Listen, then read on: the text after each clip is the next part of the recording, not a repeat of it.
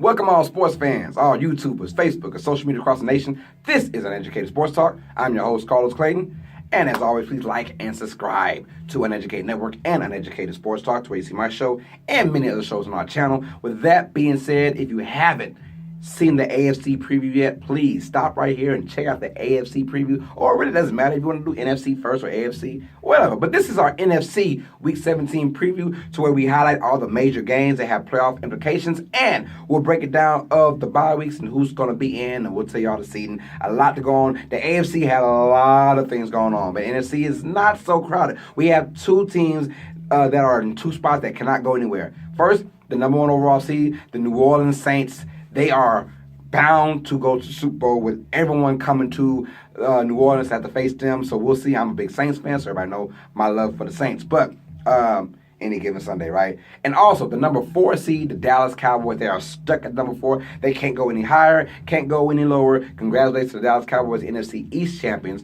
Now, we have a lot of scenarios to work out. We do have champions, as in the Rams.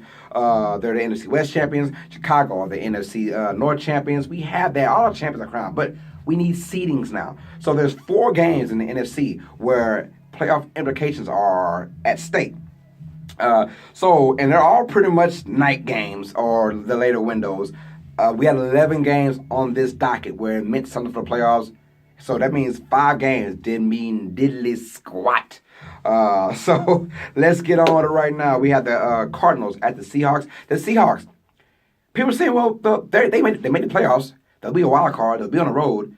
Well, it's all about who do you want to face on the road. Here's your scenarios. You can either face the Rams, the Bears, or the Cowboys at home, at their place. Who would you rather go to? Do you want to face that high-octane LA Rams team that has beaten you twice already this year? No? Okay. How about facing that Chicago's defense in Chicago when it might be negative 5 degrees? Nah, we don't want to do it either.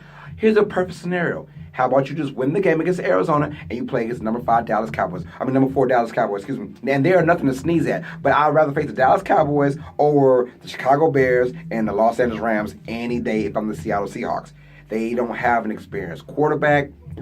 He's experienced, but he's not a big-time quarterback. And you're in a nice, comfy Dallas stadium, AT&T Stadium, where there's no wind involved, there's no weather involved. It's a turf, it's a dome, and now let the best team win. Seattle's best chance is to play against the Dallas Cowboys, where there's not a potent offense, a great defense in Dallas, very good, but at least you'll have a chance to win. You go to Chicago, you have no chance. You go to LA, you got to put up 40, maybe, in LA to beat those guys.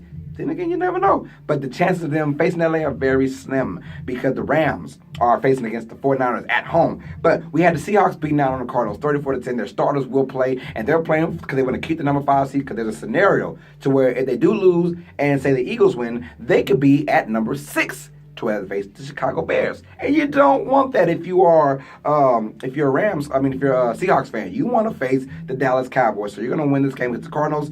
34-10, it should be easy, honestly. It should be an easy win for these guys, because the Cardinals, they wrapped it up 12 weeks ago. So the San Francisco 49ers play visit to the Los Angeles Rams, and I have the Rams winning this one in a close game. It is much closer than what you think. I have the Rams winning 31-24. This Rams team, ever since they got shellacked against Chicago. But basically, ever since they lost Cooper Kupp and Todd Gurley is not 100%, this team has not been a threat to really dominate anybody of the good teams. When you lose against Chicago, we all saw that coming because that Bears defense is nasty in Chicago. But we didn't see them losing against the Eagles the way they did. They didn't look right. And if Todd Gurley is hurt, that means that play action is not working at all, not one bit. And if you're not fooled by the play action, you're a good team. Now, no, them beating the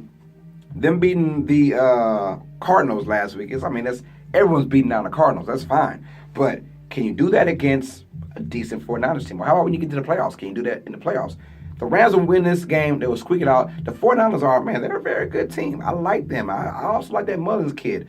Call me a hater. I think he's better than Jimmy Garoppolo. I think he's a better fit. But we'll find out. Jimmy didn't have enough of tape for this year to prove that. I think he still will be the starter next year. They'll give Jimmy at least a chance to keep it. But I had the Rams beating the 49ers 31-24 in a close game, and the Rams will secure their number 2 seed. And Well, what about the Bears and the Vikings? Because both of those teams mean something. This game has the biggest playoff implication of them all. Chicago Bears go into Minnesota. And guess what? If I'm Chicago, I'm starting everybody and I'm playing like it's a playoff game because if you win, and if the Rams somehow seem to lose this game or lose interest against the 49ers and actually lose, the Chicago Bears will be the number 2 seed and have a bye week. And nobody, not even the New Orleans Saints, and thank God they don't have to, but nobody wants to go to Chicago in January in that cold and play in those frigid temperatures.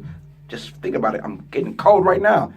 They don't want to face Chicago in that weather. That team is dominant at home with that defense. And when you get hit in cold weather, I'm telling you guys, it is not a pretty feeling. Nobody wants to go out there. So the Bears will play their butts off against the Vikings. And the Vikings got to win this game, too. That's the crazy part. The Vikings have to win this game to get in because they have a scenario as well. They win, they're in. Bears win, they're already in, but they're trying to get number 2 seed. I have the Bears beating the Vikings. And here's why. Kirk Cousins. He is not money Kirk Cousins when it comes down to money situations. Yes, he has all the money. He has all the stats, all the little, the accolades when it comes down to passer rating and percentage-wise. That's fine. But we've seen Kirk Cousins over the many years in big game moments. He does not come up big. And this is a huge game. But you win and you are in. You are the number 6 seed. At least you are in that thing. You got to win. You got to win. I don't see it happening. I think Chicago comes in with that dominant defense, and they break Kirk Cousins pretty much, break the spirits of the Minnesota Vikings, and the Bears win. And the reason why they stay playing this game because it's going to be so close in L.A. and in San Francisco that they're going to wonder, oh, man, we can't sit nobody because San Francisco could win this game. We got to keep playing and keep winning our butts off. I think the starters in there, they're not going to leave regardless. If I'm in Chicago, I'm like, hey, don't tell us to score at all. We're going to whoop these guys' butts, and then we're going to get out of here and find out for ourselves when the game is over with. Chicago Bears beat the Minnesota Vikings 20-14. The Vikings fall out of the playoffs because guess what? That hot team that everyone's talking about, Nick Foles and the Philadelphia Eagles go on the road and defeat the Washington Redskins by a score of 30-16. I think this team is rolling, and they are rolling with the best of them. I'm telling you now, the Eagles, with Nick Foles and that confidence, nothing changed for the Eagles. Nothing changed at all outside of their quarterback. But it gave the team confidence. We saw what Nick Foles did last year in their playoff stretch. We saw what Nick Foles did last couple games for maybe a playoff stretch. We don't know. But this team right here, look, they're not going to get better at the secondary, but the confidence can help them. And Nick Foles gives them confidence because you saw Carson Wentz, and his main target was Zach Ertz. And it was like he was only throwing at Zach Ertz. But now Nick Foles has gotten Alshon Jeffrey involved. He's got Nelson Aguilar involved. Those guys are going to take this team, and if they win against the Redskins, and they should, in my opinion, because the Redskins are just, I like the Josh Johnson story, and he's come back after 7 years of being out of football, and he's looked good though for only being there 3 weeks, and I'm happy for him for getting another chance to play in the NFL. But that story is going to come down to an end and crashing all up in Philadelphia with that confidence coming in there. And the Redskins having no receivers at all to even stretch out that bad Philadelphia secondary. It's going to be a tough day for Washington. I think Philly wins that game. And guess what? Philly is in. Minnesota is out because the Bears have something to play for at the number 2 seed. And they will keep playing because the Rams will keep it close against the 49ers. So all that is going down because we had so many scenarios. To where Seattle could be 5 or 6, the Bears could be either 2 or 3. We have the Vikings being the number 6 seed or 5 seed. It depends on what Seattle does. The Eagles could be number 5 seed and drop Seattle to number 6 because of the record. So it's a lot of stuff that went down, man, and it's going down. And I cannot wait to have a recap for Week 17. So please be ready for that. Maybe Monday morning. Be ready for that because it's going down. We're going to break down all the games that went down. But here is my playoff situation that's going on. Bye weeks for the NFC. Number 1, the New Orleans Saints. Everything comes through New Orleans. So if you want to go to Super Bowl, you got to go through the Mercedes-Benz Superdome to face the New Orleans Saints. At the number 2, the Los Angeles Rams will be the number 2 seed. For the bye week, so that in our wild card matches, the number 3 Chicago Bears will play host against number 6 the Philadelphia Eagles. That will be a very interesting matchup against 2 of maybe the hottest teams going in there. And Philly is one of those rare teams who can go inside the cold weather and play decent against the Chicago Bears. And Chicago Bears have everything but a quarterback. Mitch Trubisky, I'm not a big believer in him yet, but with Matt Nagy's offense and their system, maybe. We'll see. So I'm very excited about that. And probably the game of the week for the wild card matchup. Number 4, Dallas versus number 5, Seattle. Dallas plays host to the Seahawks.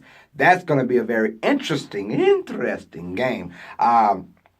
So we'll find out what goes on there, and we'll break that down. And as soon as we get our actual seasons that go on, I will preview the wild card round, and I'll go ahead and review Week 17 as well. So please be on the lookout for that. Like I said, if you haven't, please check out the AFC preview for Week 17 and all the playoff scenarios that we have going on. It's going to be a great week for Week 17 in the NFL. I'm absolutely stoked to talk about this. Also, check us out in a couple of days as me and Brian Wilkinson will recap the playoffs for the college football, where Alabama faces Oklahoma and Clemson faces Notre Dame. It should be a good weekend, so stay tuned. We are back. Uneducated Sports Talk is back, guys, and I'm back with a vengeance. So please like and subscribe to Uneducated Sports Talk to see my show. So please like and subscribe. That being said, sports fans, you guys know what time it is. Stay smart, stay uneducated. Peace.